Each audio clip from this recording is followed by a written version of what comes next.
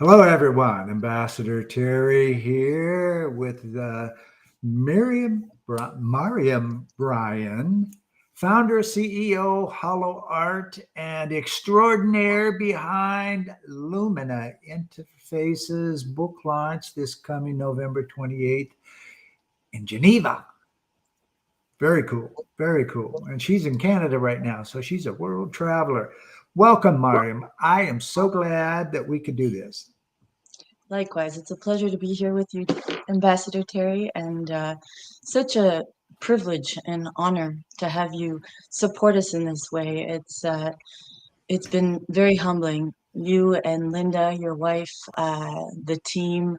I really can't take credit for what is coming to life. I think it's a collective effort, and part of this is we're creating a quantum poem, co-dreaming lucidly. And the impetus for all of this is future generations of innovators, artists, scientists. So our wish and our hope, and we trust that the book will transform, inspire, and spark ideas across disciplines. Well, it's quite a book, quite a book. About that thick, ladies and gentlemen, over 1,000 pages.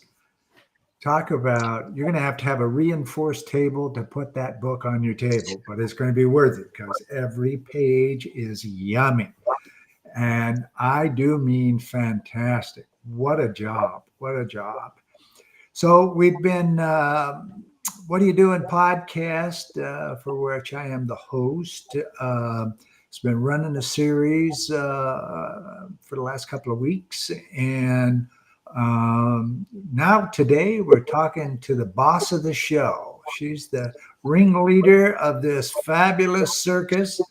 And we're going to learn about Lumina. So, Mariam, let's start out with, where did the concept come from? Great question, and I appreciate your framing. I think part of this collective humility is a return to uh, evolving art and collaborating across disciplines, across continents. And the purpose of the book is to showcase global collaboration over time and really focus humanity's gaze towards topics of great importance. And so I would propose that we consider it as a post-quantum blueprint. Holo art was based on the holographic principle, and it's about what we think, how we speak, and how that makes us behave. And when we do this collectively, we're talking about human behavior science. And so, as a team, what we have done is work on philosophy, poetry, and make the link to technology. The book came to be because of the incredible caliber of thought leadership that has been attracted to the idea of envisioning a better future for humanity. And so part of the uh, archival process of creating a compendium of human knowledge of the 21st century, it just grew and grew. It mushroomed like mycelium. And I think as I look at the contributors, I have nothing but gratitude. And so for me, I see myself as a follower of the wisdom of the group. And the group is comprised of the top 1% visionaries across disciplines, people who have invented entire new fields. So bringing all of these minds together to tackle some of the most pressing problems of our time, I think is very inspiring and besides inspiration, I think it's profitable. And so it's a new way of doing business. And part of this business is moving forward with heart led leadership, putting the ego aside. So, I don't. I don't know how comfortable I feel with the title boss and the terms you used. I think what we have here is an effort to evolve the way that we can work together. And so with the team, I have nothing but gratitude, and it's really sincere, heartfelt gratitude for the advisors, the executive directors, the artists and the scientists. And you know, artists and scientists, we're used to being behind the scenes. So being kind of thrown into the spotlight is quite uncomfortable for a lot of us. We translate our work into art pieces. What overcomes this fear is the excitement of the impact that our artwork and our science can do. And I think the next generation really needs that funding, attention, and deep dialogue around how do we sustain this type of mindset so that future generations can continue the work that are, you know, we stand on the shoulder of giants. There's a lot of changes happening. We're in the midst of a number of paradigm shifts as we move from the Newtonian reality to a quantum reality to a post-quantum reality, and all of this is really based on ancient wisdom. So it's taking and accessing things that ancestors and indigenous elders and sages have been sharing for millennia, and then trying to apply it to our business and economic models. The gratitude that we have for research and development institutions such as CERN, NASA, ESA, UNESCO. We've been invited to design 5-year quantum AI strategies for countries such as Qatar, working with companies.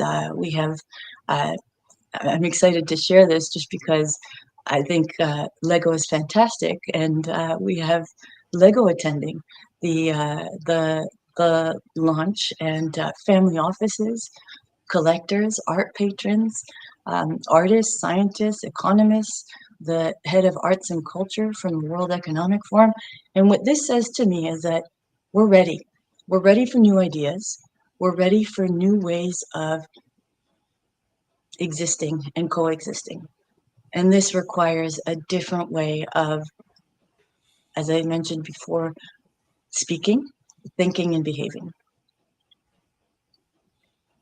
That's great stuff. Great stuff.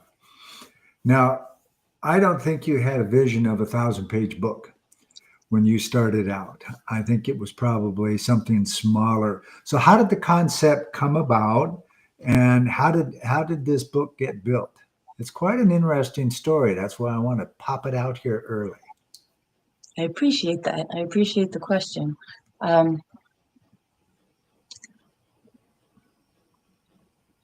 Cutting edge ideas are never easy.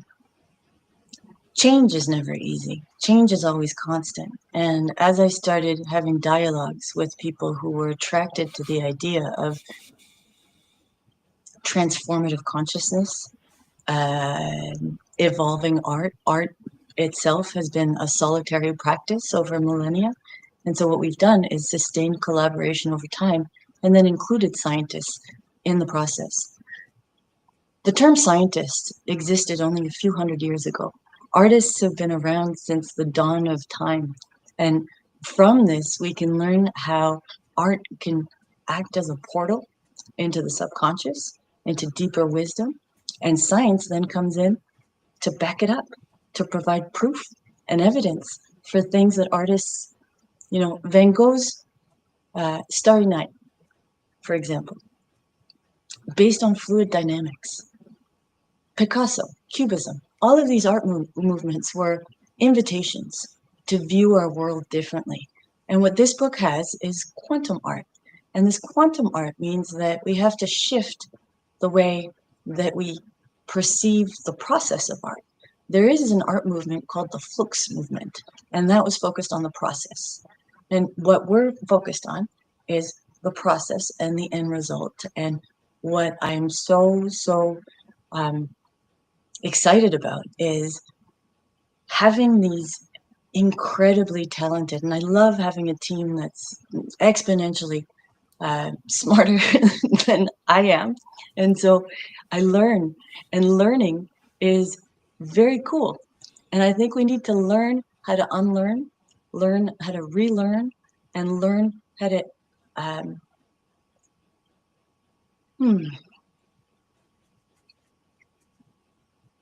learn how to articulate this collective consciousness and our cosmic connections. And by cosmic, I'm talking about if we dive into AGI or AI or compute intelligence or energy infrastructures or raw mineral resources, supply chain, manufacturing, digital transformations, innovation maturity matrices, global leadership, we're seeing a shift. The current polycrisis, we know current solutions fall short. We know leaders are having difficulty making decisions because the world has become quite unpredictable. And so part of the process of what Holo is doing is a bit of midwifery, a bit of accompaniment into a return of the divine feminine, of understanding what it means to be a whole, integrated human being in our current society, and how we can reimagine what well-being is in the workplace, in our communities, locally, and then globally. The premise here and the proposition is that we cannot have healthy societies and healthy economies without healthy individuals. We can't have healthy individuals without healthy families. We can't have healthy families without a healthy workforce. And we can't have a healthy planet without healthy collaboration. And so what we've done is frame our work as a movement towards a type 1 civilization. And we've evolved the term. This type 1 civilization is about seeing humanity as earthlings, so that once we become, you know, spacefaring species, we no longer identify ourselves by our smaller identities and polarities. I think there are a lot of challenges that children face today, and they require leaders, parents, executives, artists, scientists to step up and to rise to the occasion. And that means moving forward with integrity. And at this level, with the team that we've curated, I'm just blown away because we don't even have to talk about it, integrity or ethics. It's a given. And at this level of collaboration, it's people coming together to work towards something bigger than ourselves. And I think part of the beauty of the book is that message. And the reason why the book came to be is because we live in a digital world. Glued to the screen, there's a lot of back-end architecture. There's a lot of conceptual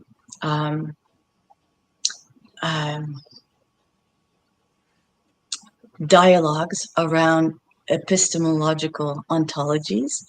What is truth? What is moral relativism? What is synthesis?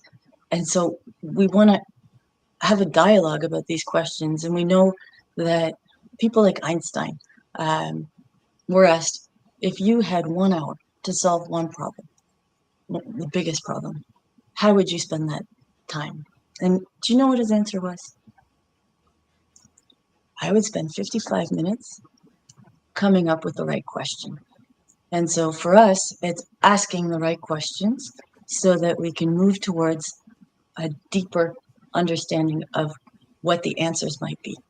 And when we say answers, I think what we're talking about is accessing our capacity to view how much potential human beings have. We're at a crossroads, and this crux, this position, is creating a multifurcation of the species: digital literacy, digital access, quantum supremacy, artificial intelligence, arms races, funding for certain initiatives. If we can take a step back and map civilization building, then we can see things like the World Wide Web, the printing press, the wheel, the steam engine. These were civilization scale innovations. And that's why we've also partnered with the first quantum fund in the US, exploring moonshot ideas.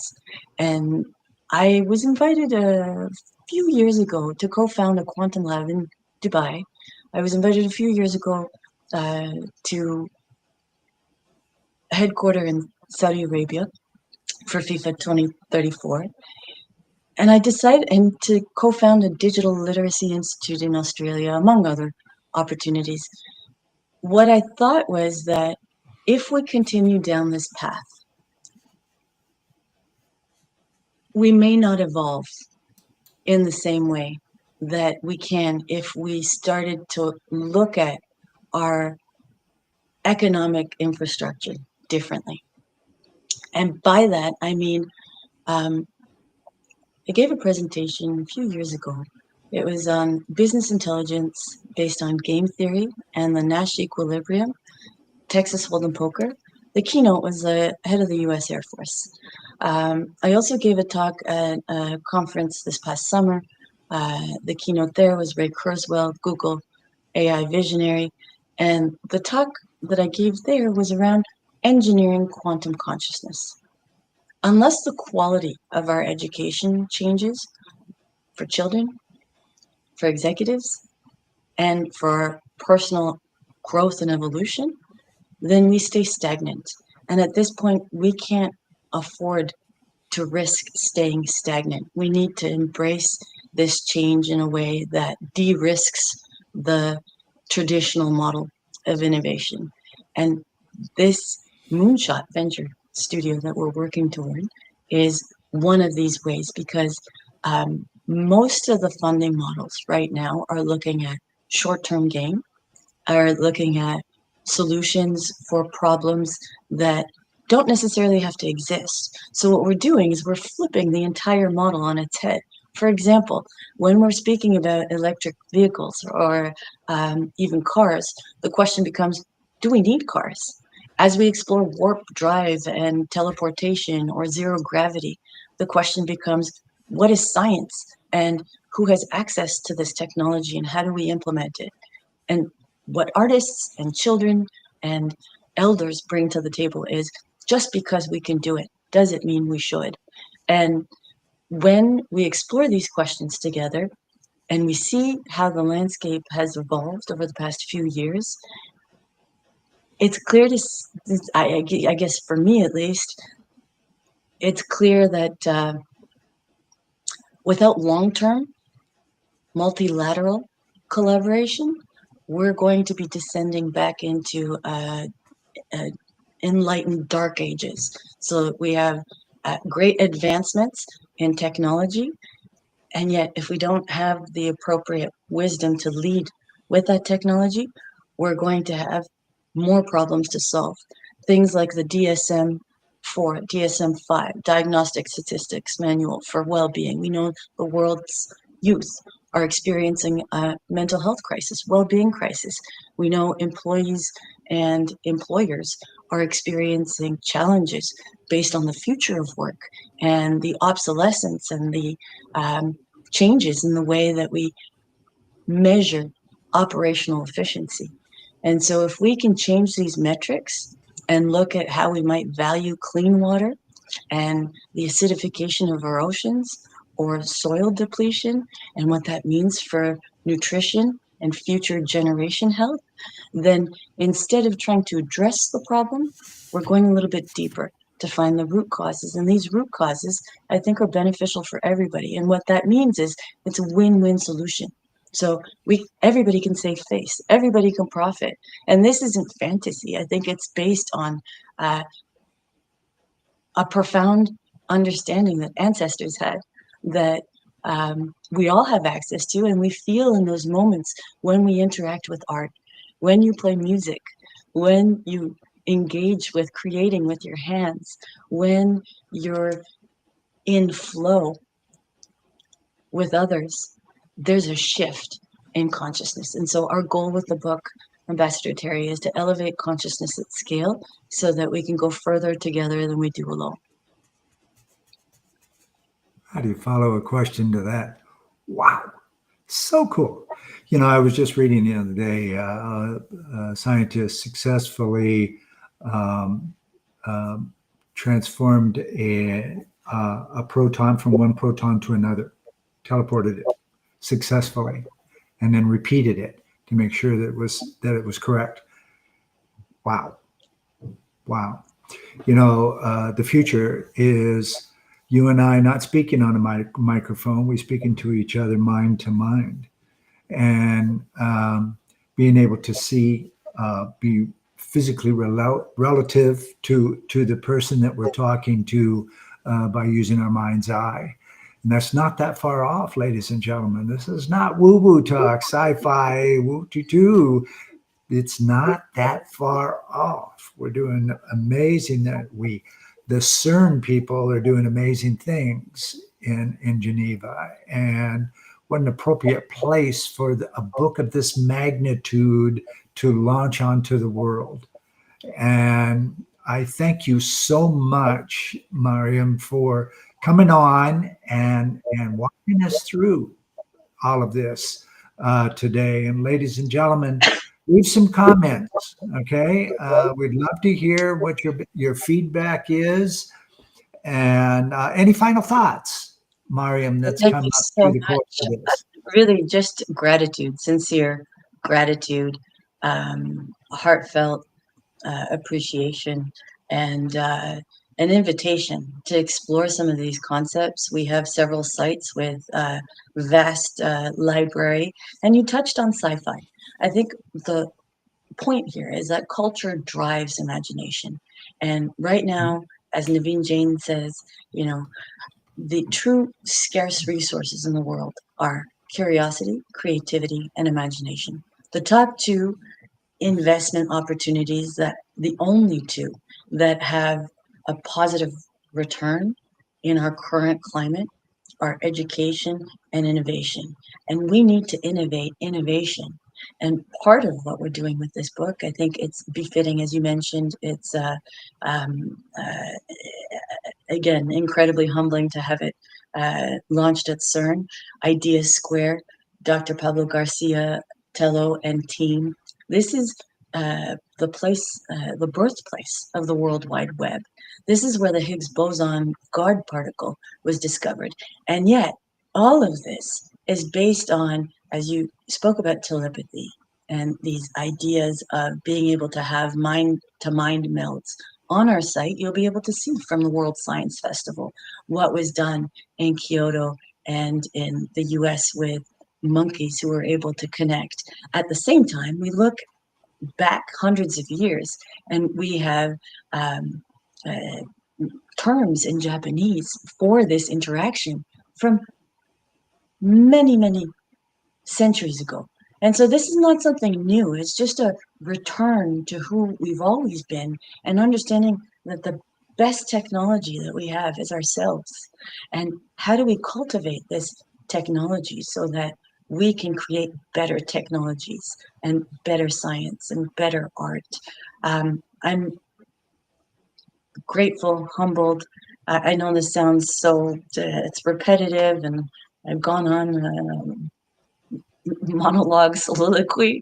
I haven't slept very much, working across 9 time zones, and I'm indebted. And I just want to say thank you. We have the most incredible people on the team. I'd be remiss to start naming everybody. Uh, and there are a lot of actors behind the scenes. So, as uncomfortable as it is to be here in this forum, I much prefer the woods and behind the camera. Um, it's become a necessity. When we were endorsed as a solution for humanity by the head of innovation at CERN, when Bill Viola's studio, his executive director and wife Kira, said Holo is necessary, Bill Viola is one of the pioneering consciousness artists of our time. When we have a fund manager saying that we have a new business model the world hasn't seen before, I think it's worthy of sharing this, because if we have solutions, the only question is who will listen. Who will listen? Are you going to listen, ladies and gentlemen? Well, I hope you enjoyed it today. Thank you very much for tuning in. And like I say, we'll be watching the comments for a little while there. So again, thank you very much, Ambassador Terry Earthwind Nichols. Thank you very much. And Mariam, thank you very much as well. Thank you. Merci. Bye for now.